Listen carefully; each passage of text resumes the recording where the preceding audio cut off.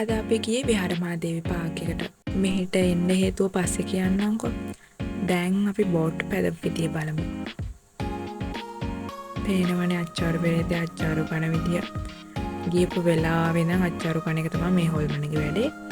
හරි. ඉතින් අපි බෝට් පැද්දා. ඒ වගේම පාත්වෝ පස්සෙත් දිව්වා. සොටි පාත්වෝ නේ තාරාව. පේනවනේ තාරාවට සෙට් එක.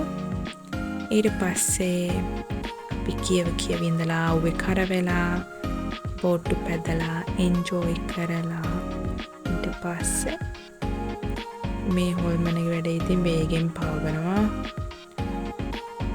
ෂුවරුත් නැහැ ඉතින් ඕක බිමට වැටේද කියලා.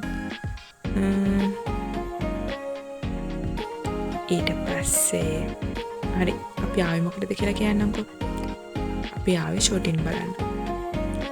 ඉන්දියන් මූවි එකක් ලංකාවේ ෂූට් වෙනවනේ. අන්න ඒකේ ෂූටින් බලන්න තමයි අපි ආවේ. ඉතින් ඒ ෂූටින් වෙන්නේ මෙන්න මෙහෙම.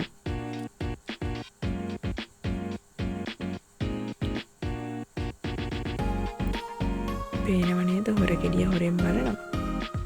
හරි. ඉතින් අපි මේ ෂූටින් බලලා අන්තිමට මෙයාත් එක්කත් ෆොටෝ එකක් ගහලා අපි යන්න ගියා.